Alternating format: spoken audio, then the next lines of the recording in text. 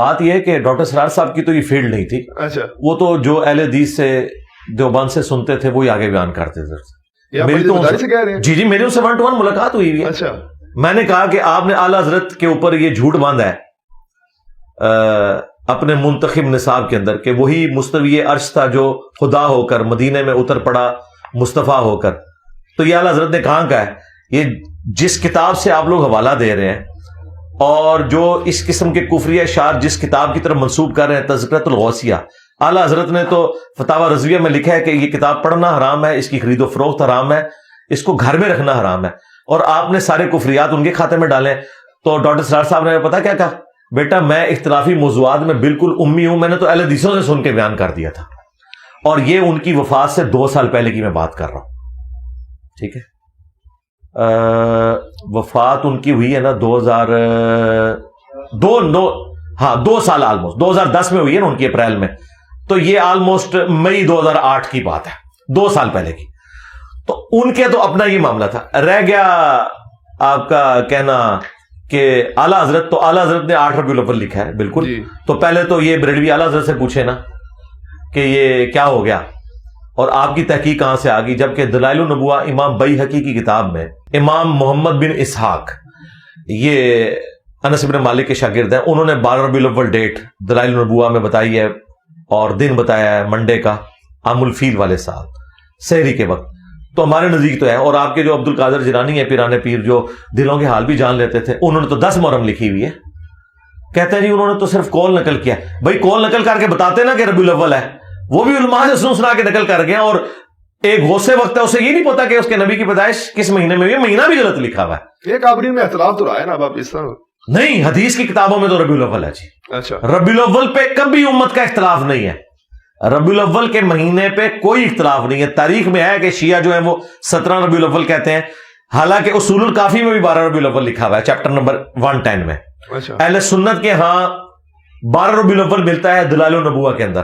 ربیع الاول کا مہینہ اور منڈے کا دن، اس کے اوپر تو اتفاق ہے. تاریخ پہ اگر کسی نے کوئی اکا دکا قول لکھا ہے تو اس کی کوئی اہمیت نہیں ہے. حدیث کی کتاب دلائل النبوہ میں 12 ربیع الاول ہے. اچھا، آپ نور ہونے کا بھی حضور کا انکار کرتے ہیں. صلی اللہ علیہ وسلم. حضور کو اللہ تبارک تعالیٰ نے فرمایا کہ تمہارے پاس آ گئی کتاب اور نور، تو اس لحاظ سے مجھے بتائیے گا کہ کیا آپ بالکل نور کا انکار کرتے ہیں؟ یار مجھے یہ بتائیں، ہر وہ گالی جو اہل حدیث کو آپ لوگ دیتے ہیں وہ میرے کھاتے میں کیوں ڈالتے ہیں؟ میں نے رفع الیدین شروع کر کے آپ کے اوپر اتنا بڑا ظلم ڈھا دیا ہے کہ وہابیوں کے عقیدے آپ میری طرف منسوخ کرتے ہیں. بھائی وہابی یزیدی ہیں، میں تو یزید کے والد کا بھی دفاع نہیں کرتا اس حوالے سے جو انہوں نے امت کے اوپر یہ تحفہ مسلط کیا. باقی صحابی ہونے کی وجہ سے ہم رضی اللہ عنہ ان کو کہتے ہیں. تو میرا کیا رہنے دینا وہابیوں کے ساتھ؟ وہ تو ناسبیت کی طرف مائل ہے. یہاں پہ بھی میں نے کب کہا کہ نبی الاسلام نور نہیں ہے؟ نبی الاسلام نور ہے، واضح ہے قرآن میں، انا ارسلناک شاہدا ومبشرا ونذیرا وداعیا الی اللہ باذنہ وسراجا منیرا. نبی الاسلام وہ سورج ہیں جو باقیوں کو چمکا دیتا ہے. اور یہ جو آپ نے آیت کا حوالہ دیا ہے سورۃ المائدہ کی، قد جاءکم من اللہ نور وکتاب مبین، یہ تو میں مکہ شریف میں بیٹھا ہوا تھا تو یہ دیوبندی جو ایک مولانا ہے وہ سرخ داڑھی والے مولانا مکی جی، تو وہ کہہ رہے تھے دیکھیں یہ بریلوی جھوٹ بولتے ہیں اور یہ کہتے ہیں کہ جی اس آیت میں نور سے مراد جو ہے وہ نبی الاسلام ہے جی. تو اب ظاہر ہے کہ میں تو اس وقت ان کے ساتھ انٹریکشن نہیں کر سکتا تھا، تو میں صرف ان کو دیکھ کے ہنس رہا تھا کہ ان بیچاروں کا علمی لیول یہ ہے کہ انہیں یہ پتہ ہی نہیں ہے کہ اہل سنت کے جو پہلے مفسر ہیں ابن جریر طبری، جن سے حافظ ابن کثیر نے آلموسٹ چھاپا مارا ہے تفسیر ابن کثیر میں، ان کی ہے تفسیر طبری جسے تفسیر ابن جریر بھی کہتے ہیں. انہوں نے اس آیت کے کانٹیکسٹ میں لکھا ہے کہ یہاں نور سے مراد نبی الاسلام کی مبارک ذات ہے اور اللہ کی کتاب ساتھ آئی، اور نور سے مراد انہوں نے کہا نور ہدایت. یہ ذہن میں رکھیے گا، نور ہدایت ایز اے اسپیشی نبی الاسلام انسان ہے. اگر کوئی یہ کہتا ہے نبی الاسلام انسان نہیں ہے تو رسول اللہ کی توہین کر رہا ہے. کیوں؟ اللہ تعالیٰ نے ایز اے اسپیشی انسانوں میں انہیں مبعوث کیا ہے. سورہ بنی اسرائیل میں ہے اگر زمین پر فرشتے آباد ہوتے تو فرشتوں میں سے پیغمبر آتا، یہ انسانوں میں سے ہے، اور انسانیت کو ناز ہے کہ اللہ کے محبوب صلی اللہ علیہ وآلہ وسلم انسان تھے. یہ آپ صلی اللہ علیہ وآلہ وسلم کا بشر ہونا آپ کے نور ہونے سے بہتر ہے، اس لیے کہ انسانیت اگر اللہ کے راستے پر ہو تو فرشتوں سے بہتر ہے. بغاوت والا معاملہ تو الگ. کیا ہم انبیاء اکرام علیہ السلام کو فرشتوں کے انبیاء سے افضل نہیں مانتے؟ اگر نور ہدایت کے طور پر آپ بات کرنا چاہتے ہیں ضرور کریں، وہ تو مسند احمد میں حدیث ہے نبی صلی اللہ علیہ وآلہ وسلم نے فرمایا کہ میں اللہ کے ہاں خاتم النبیین اس وقت بھی لکھا ہوا تھا جب آدم علیہ السلام مٹی اور پانی کے درمیان تھے، اور یہ حصہ جو ہے نا یہ ترمذی میں بھی موجود ہے۔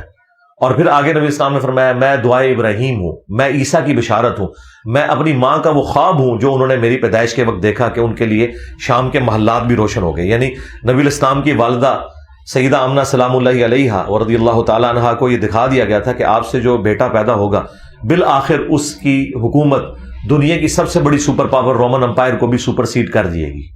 تو نبی الاسلام نور ہدایت ہے، صحیح بخاری بھی نور ہدایت ہے، خلفائے راشدین بھی نور ہدایت ہیں، اہل البیت بھی نور ہدایت ہے۔ لیکن اسپیشی کی بات کریں تو بھائی مجھے بتائیں غزوہ احد کے موقع پر نبی الاسلام کو جب زخم لگا ہے تو آپ کا خون نکلا ہے، نور کا تو خون نہیں نکلتا۔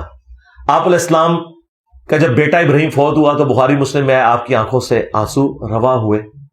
تو وہ سارے کے سارے حالات جو ایک انسان پر وارد ہوتے ہیں وہ آپ پر ہوئے۔ ہاں کچھ آپ کی ایکسٹراڈنری کوالٹیز ہیں، اس کی وجہ سے آپ کی بشریت ختم نہیں ہوتی۔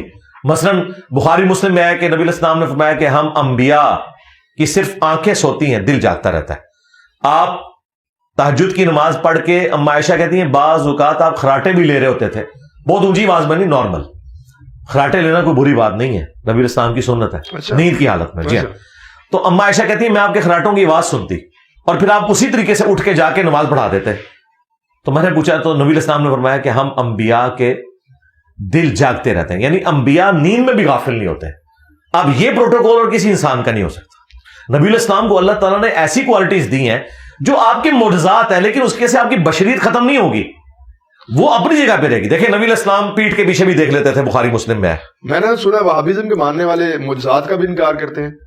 نہیں، وہابی تو کوئی نہیں معجزات کا انکار کرتے ہیں، لیکن یہ میں مانتا ہوں کہ جو ایک پہلو ہے نبی علیہ السلام کی عظمت والا، اچھا، وہ ان سے اوور لک ہو جاتا ہے، انکاری نہیں ہے، اقراری نہیں ہوتے بہت زیادہ، جس طرح کے آپ کے بریلوی نبی علیہ السلام کی سیرت کے اتنے اقراری نہیں ہوتے، انکاری نہیں ہے، اقراری نہیں ہوتے۔ جب ہم ان سے بات کرتے ہیں کہ بھئی رفع الیدین سنت ہے، دوسری طرف تو ایک مسواک اور پیلی چپل اور پتہ نہیں کیا کچھ تم کرتے ہو، رفع الیدین کے بارے میں اتنے کیوں اس معاملے کو ہلکے لیے ہوئے ہو، تو دونوں طرف غلو ہوا ہوا ہے۔ لیکن ہم تو جو بھی کتابوں میں رپورٹ ہو گیا ہم من و ان اسی طریقے سے بیان کرتے ہیں۔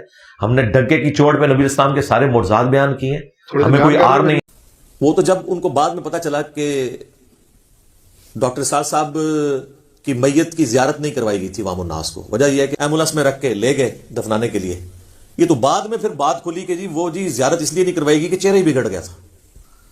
14 اپریل 2010 کو ان کی ڈیتھ ہوئی، جنازے پہ بھی میں الحمدللہ حاضر تھا، حد نگاہ تک جنازہ ہوا، اور اس وقت انہوں نے رینڈملی اس کی ویڈیو بنا لی، اور اس ویڈیو کو اپلوڈ کرنا کوئی خاص مقصد نہیں تھا، اس وقت ایک یادگار کے طور پہ انہوں نے رکھ لی۔ وہ تو جب ان کو بعد میں پتا چلا کہ ڈاکٹر اسرار صاحب کی میت کی زیارت نہیں کروائی گئی تھی عوام الناس کو، وجہ یہ ہے کہ عصر کے بعد آلموسٹ مغرب کے ٹائم بھی ہونے والا ہی تھا، جتنا رش تھا، تو مغرب سے تھوڑی دیر پہلے وہ جنازہ ہوا۔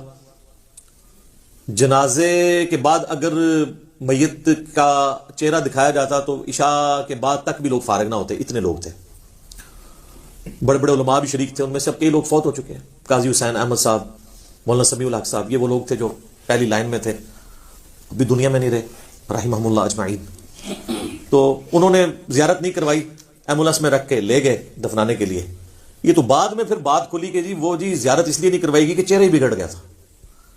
پاکستان کے کلچر کے اندر جب تک کوئی بڑی شخصیت زندہ ہوتی ہے نا تو اس پہ کبھی قادیانی ہونے کا الزام لگائیں گے، کبھی یہود و نصارہ سے فنڈنگ کا الزام لگائیں گے، کبھی الزام لگائیں گے کسی مدرسے سے نہیں پڑھا ہوا، اور مدرسے سے پڑھا ہو تو کہتے ہیں یہ گمراہ ہے، اور اس کے بعد پھر یہ بھی الزام لگا دیتے ہیں کہ جی اس کے مقاصد کچھ اور ہیں، کوئی نیا فرقہ بنانے آیا ہے، کبھی کہہ دیں گے اس کا استاد کوئی نہیں ہے، اور اس سے بھی بڑھ جائیں گے تو کہیں گے کہ یہ تو عنقریب دعوی نبوت کر دے گا، اور کبھی یہ کہہ دیں گے یہ تو مہدی ہونے کا دعویٰ کر دے گا۔ اچھا وہ زندگی میں ان سارے فتنوں سے بچ کے جب موت کے منہ میں چلا جاتا ہے تو اب تو وہ یہ نہیں کہہ سکتے، حالانکہ ہونا چاہیے کہ اس وقت پھر یہ لوگ کہیں کہ ہم لوگ جھوٹ بولتے تھے، ہمارے سارے علماء کذاب تھے اور جھوٹے تھے جنہوں نے کہا یہ مہدی ہونے کا دعویٰ کرے گا، اور ساروں کے اوپر لعنت پڑی ہے یہ جھوٹ بولنے کی وجہ سے۔ تو بغیر مہدی ہونے کا دعویٰ کیے اور نبوت کا دعویٰ کیے مودودی صاحب بھی چلے گئے دنیا سے، ڈاکٹر اسرار صاحب بھی چلے گئے، تو کم از کم اب اتنی جرت ہونی چاہیے کہ اپنے علماء کے اوپر لعنتیں بھیجے جنہوں نے یہ جھوٹ بولے تھے، کیونکہ قرآن میں تو ہے لعنت اللہ علی الکاذبین جھوٹوں پہ اللہ کی لعنت ہے.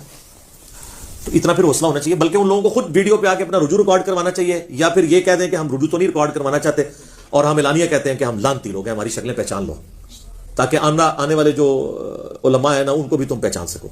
تو ایسا خیر ہوتا نہیں ہے. تو جب وہ فوت ہو جاتا ہے کوئی اس طرح کا بندہ, پھر وہ کہتے ہیں چہرہ بگڑ گیا تھا. ایکسیڈنٹ میں مر جائے تو کہتے ہیں جی اللہ کی سزا ملی ہے, ایئر کریش میں مر جائے تو کہتے ہیں سزا ملی ہے. کیا یہ ایک بہانے؟ تو ڈاکٹر اسرار صاحب کی تو نیچرل ڈیتھ ہوئی ہے, چلتے پھرتے اللہ تعالیٰ نے ان کو اٹھایا, کوئی خاص بیمار بھی نہیں ہوئے. تو یہ جب بعد میں بات مشہور ہوئی تو پھر ان کے بیٹوں نے کہا کہ وہ تو ویڈیو ہم نے بنائی ہوئی تھی, چڑھانی نہیں تھی کیونکہ شخصیت پرستی نہیں کرنی چاہیے, لیکن اب یہ مجبوری بن گئی ہے. ایون شیخ زبیر صاحب کی تو تصویریں کھینچی کی میت کے اوپر, کیونکہ اہل حدیث کو تو پتا تھا کہ یہ ہمارے اوپر سب سے پہلا اٹیک یہ ہونا ہے, تو انہوں نے تو اسی وقت ان کی تصویریں کھینچ کے نیٹ پہ چڑھا دی, دفنانے سے بھی پہلے, کہ تاکہ کوئی یہ بہانہ نہ کرے. حالانکہ میں کہتا ہوں چہرہ بگڑ بھی جائے یہ کوئی نشانی نہیں ہے. اب مجھے بتائیں کہ جو صحابہ کرام طاعون کے مرض میں مرے ہیں تو ان کے جسم پہ پھوڑے نہیں نکلے ہوں گے؟ سعد ابن جو تھے ابو عبیدہ ابن جرح فاتح شام جنگ یرموک میں, ان کی وفات تو طاعون کے مرض میں ہوئی ہے. معاذ ابن جبل کی طاعون کے مرض میں ہوئی ہے. یزید ابن ابی سفیان کی موت جو ہے وہ طاعون کے مرض میں ہوئی ہے. تینوں صحابی ہیں. تو ہم کیا کہیں گے نعوذ باللہ وہ جو ہے وہ ان کے اوپر کوئی عذاب آ گیا تھا؟ ایسا نہیں ہے.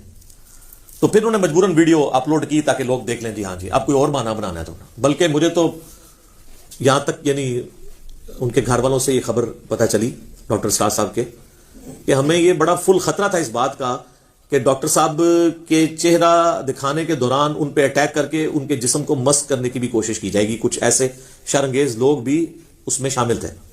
اور یہاں تک نہیں بلکہ وہ کہتے ہیں ہم نے آلموسٹ 2 ہفتے تک ڈاکٹر اسرار صاحب کی قبر پہ 24 گھنٹے پہرا دیا ہے مختلف شفٹوں کے اندر. یہ بھی خطرہ تھا کہ انہیں قبر سے نکال کے کوئی نقصان پہنچانے کی کوشش نہ کرے. یہ ہے جناب اسلام کا قلعہ پاکستان. میں دعوے سے کہتا ہوں کہ آپ اس طرح کے کسی بندے کو یورپ اور امریکہ میں دفنا دینا تو وہاں پہ کوئی سو کالڈ عاشق رسول اور عاشق صحابہ اور عاشق اہل بیت اور عاشق اولیاء نہیں پیدا ہوگا. یہ سارے اتنے ہی واڑ آئے ہیں, جس طرح مزار بھی سارے اتنے ہی آگے نا, یہ بھی سارے اتنے ہی آگے. یہ ہماری گراوٹ کا لیول ہے. تو ہم اس موقع پہ یہی کہیں گے کہ انا للہ و انا الیہ راجعون, اللہم اجرنی فی مصیبتی و اخلف لی خیرا منہا.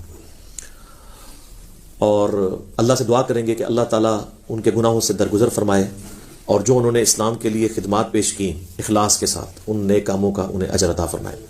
اور صدقہ جاریت ان کا انشاءاللہ ہمیشہ کے لیے ویڈیوز کی فارم میں ہے. پرانے بزرگ مرتے تھے تو ماری جاتے تھے, اب تو نہ کوئی بزرگ مرتا ہے اور نہ کوئی نا بزرگ مرتا ہے, کیونکہ ویڈیوز میں تو زندہ ہی رہتے ہیں اپنی تعلیمات کے اندر. مجھے تو آج بھی ڈاکٹر صاحب کے بارے میں پتہ ہی نہیں لگتا کہ وہ فوت ہوئے ہیں یا زندہ ہیں. ویڈیو میں دیکھ رہے ہوتے ہیں ان کا آئی کانٹیکٹ, ان کا بولنے کا انداز, ان کی آواز کا اتار چڑھاؤ, ان کے ہاتھوں کے اشارے, وہ تو لگتا ہے سامنے بیٹھ کے آپ دیکھ رہے ہیں. تو یہ اس میڈیا کی برکت ہے, اللہ کا شکر ہے. تو ہم ان کے لیے دعا گو ہیں, اللہ تعالیٰ ان کے لیے آسانیاں فرمائے آخرت کی زندگی میں. نبی علیہ السلام کا قیامت والے دن جو ہے ساتھ نصیب فرمائے, حوض کوثر پہ مشروب نصیب فرمائے, آپ علیہ السلام کے مبارک جھنڈے تلے جگہ عطا فرمائے, اور جنت الفردوس میں اپنے محبوب صلی اللہ علیہ وآلہ وسلم کا پڑوس عطا فرمائے. اور یہ تمام دعائیں ہم تمام مسلمانوں کے ہاتھ میں قبول و منظور فرمائے, آمین ثم آمین.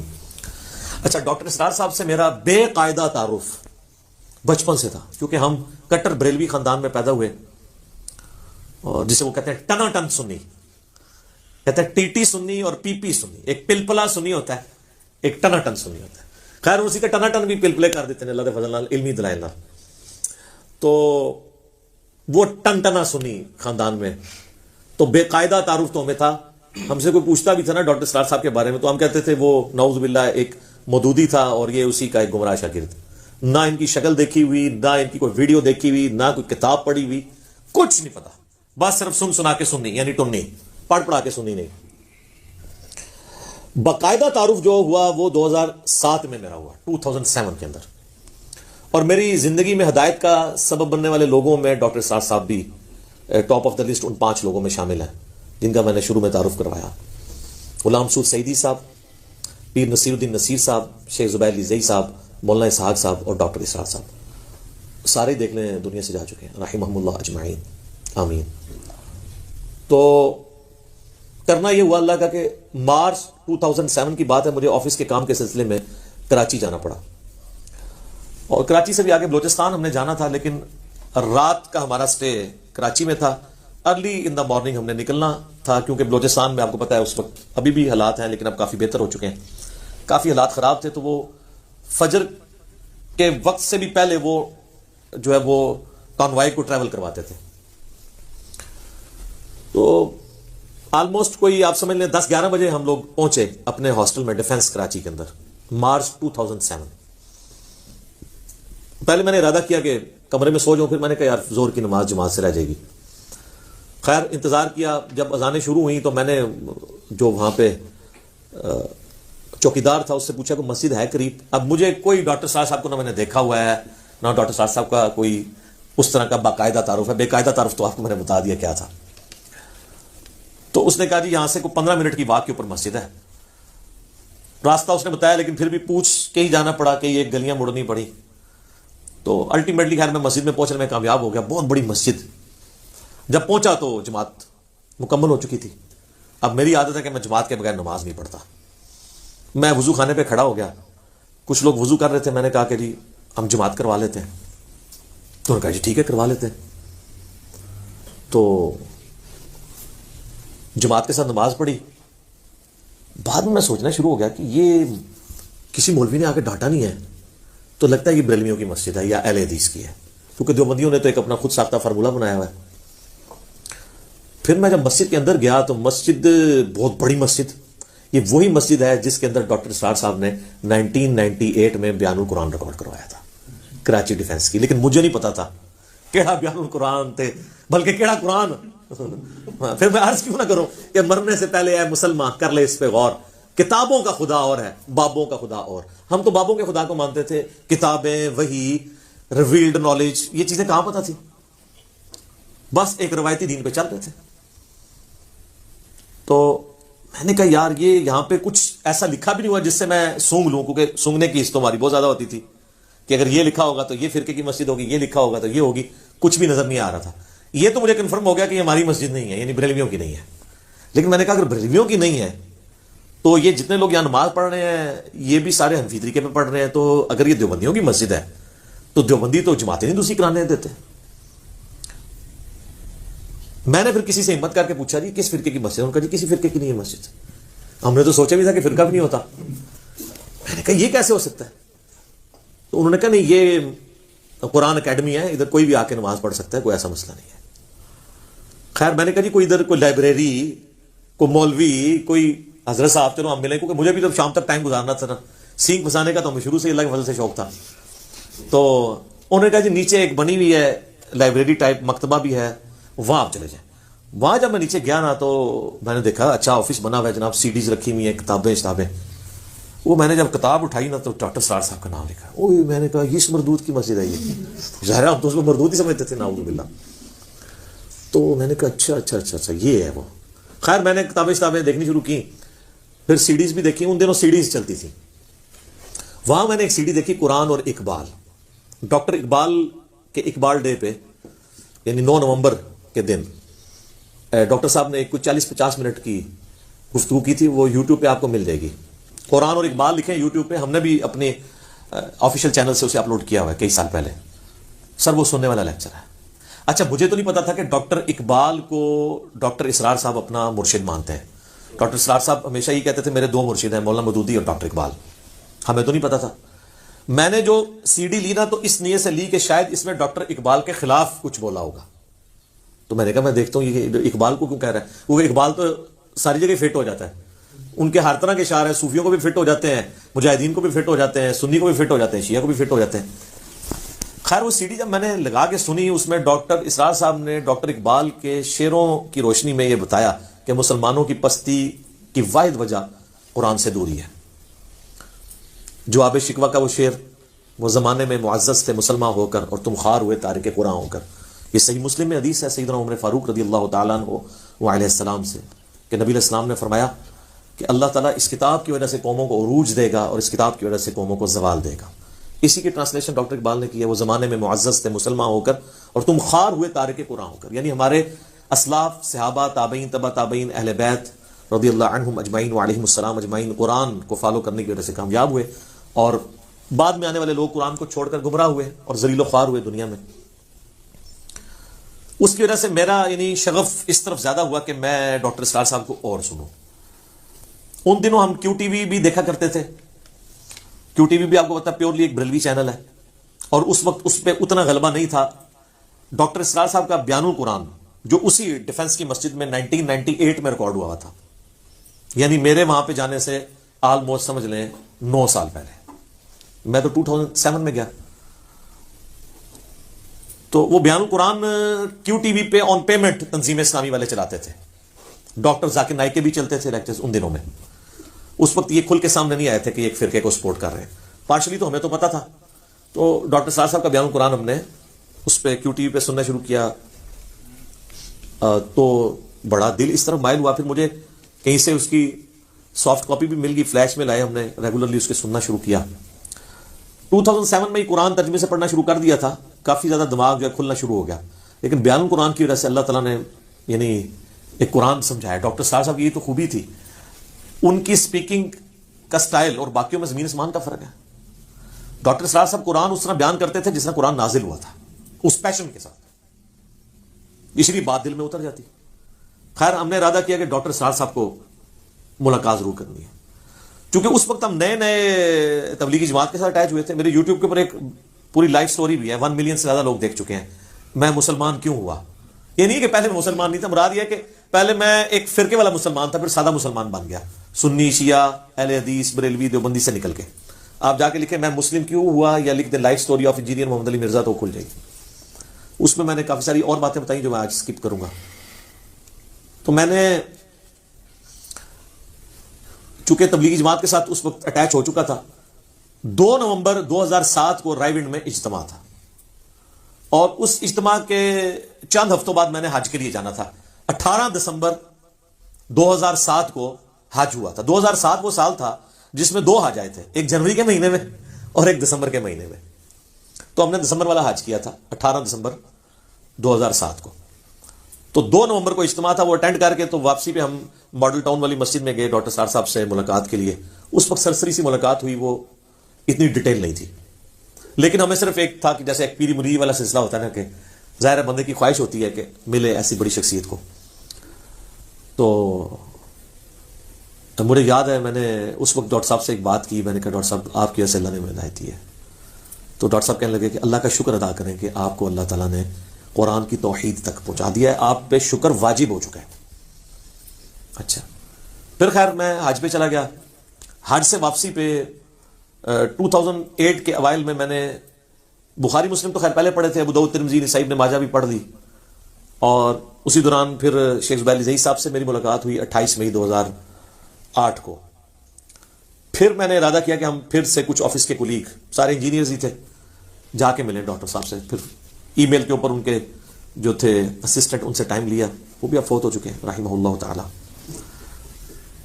تو بلکہ ابھی یہ آخری دفعہ جب میں گاندھی صاحب کو ملنے گیا ہوں تو میں ڈاکٹر صاحب کے کمرے میں بھی گیا, جہاں جہاں ان سے ملاقات ہوئی تھی وہ ساری جگہ دوبارہ سے دیکھی. ایک بندہ ریکال کرتا ہے سارے. پھر ان کی قبر پہ بھی ہم گئے, وہاں جا کے بھی دعا کی. قبر بالکل سادہ کچی قبر بنی ہوئی ہے, چھوٹی سی, اس کے اوپر ایک تختی ہے, وہ بھی سادہ سی, کوئی اس طریقے سے نہیں. اس پہ لکھا ہے داعیہ قرآن اسرار احمد, کوئی رحمت اللہ علیہ, کوئی اگے پیچھے کچھ بھی نہیں. ٹھیک ہے جی, میں سمجھتا ہوں یہ ان کی کامیابی ہے کہ ان کی قبر کو سجدہ گاہ نہیں بنایا گیا. الحمدللہ.